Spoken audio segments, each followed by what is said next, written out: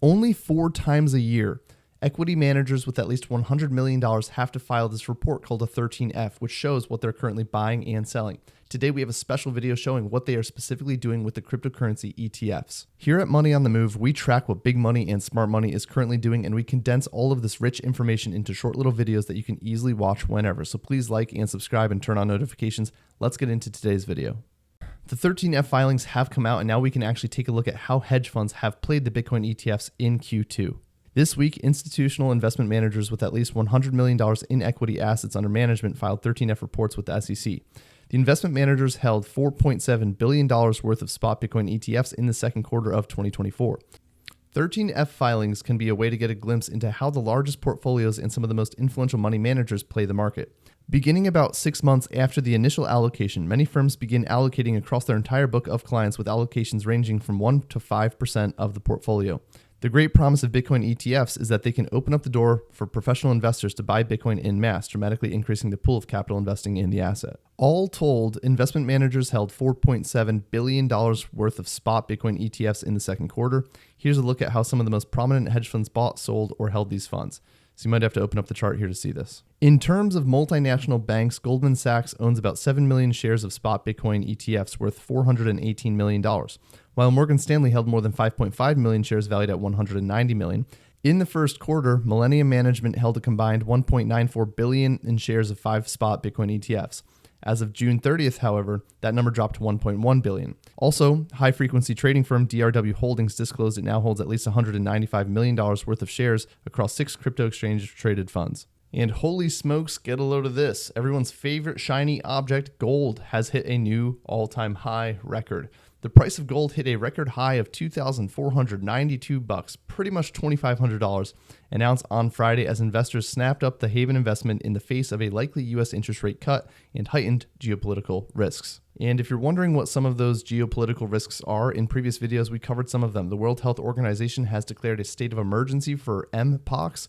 As well, the U.S. government, the Pentagon, has sent warships out to the Middle East in a potential defense for attacks that might happen on Israel. We know that election season is coming up, and guess what? 1 out of 5 voters in swing states, which are the most important states to win if you're running for a presidential campaign, 1 out of 5 voters is very sensitive to a political person's stance on cryptocurrency. This is largely in part why we are hearing a lot of presidential candidates talk bullishly about cryptocurrency, both Kamala Harris and Donald Trump. However, one of them does have a proven track record, having launched their own NFTs and also been very bullish about crypto the entire time. According to O'Daily Planet Daily, Bitcoin Archive published an article on the X platform in which Trump said that it was unfair for banks to refuse to provide services to Bitcoin and cryptocurrency companies. We have a slightly interesting sentiment that's coming out of Mechanism Capital. The co-founder predicts altcoin market trends. According to Blockbeats, Andrew Kang, the co-founder and partner of Mechanism Capital, shared his insights on social media regarding the future of the altcoin market. Kang expressed that while it was anticipated that the market capitalization of altcoins, including ETH, would reach new all-time highs in the current cycle, the reality appears to be different. He suggests that the market might be experiencing a euthanasia roller coaster for many investors. Even if Bitcoin reaches new all-time highs, it doesn't necessarily mean that altcoins will. He further says this marks the first cycle where market capitalization of altcoins has recorded lower highs. Kang predicts that altcoins will bottom out around 2025, with the next wave of growth being driven by tokens related to decentralized AI infrastructure. He emphasizes that AGI, artificial general intelligence, will require robust communication, value transfer training, computation reasoning, energy market, and data storage tracks to thrive. What do you think? Do you think that we're going to see a continued downtrend with altcoins while Bitcoin goes up, or do you think that the money will repeat its cycle and go into Ethereum then alts? Speaking of altcoins, this chart right here shows that Base's active addresses exceeded 1.05 million, which is more than the total number of active addresses on Arbitrum and Optimism combined. On a kind of sour note, this little pipsqueak who tried to shoot Donald Trump, his body is officially gone, and this is leading to some suspicions with investigations. The body of Thomas Matthew Crooks, funny last name there, Crook, who attempted to assassinate Donald Trump, was gone during an inspection. Crooks was shot by the Secret Service after open firing at a Trump rally in Pennsylvania. Higgins disclosed that the FBI released the body for cremation 10 days later, but this raises concerns of obstruction of the investigation. This action by the FBI can only be described as an obstruction to any following investigative effort, Higgins stated. The congressman expressed his doubts about the accuracy of the reports and indicated that their investigation of the situation will continue. It goes without saying that people who are managers or high up at the Federal Reserve have a pretty good insight and keen understanding of where markets are heading.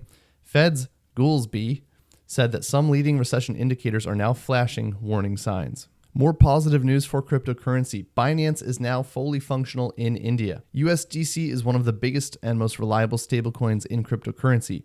The USDC Treasury destroys over 50 million USDC tokens. Last but not least, let's extract a part of what Elon Musk said with Donald Trump. He attributes US inflation to excessive money printing.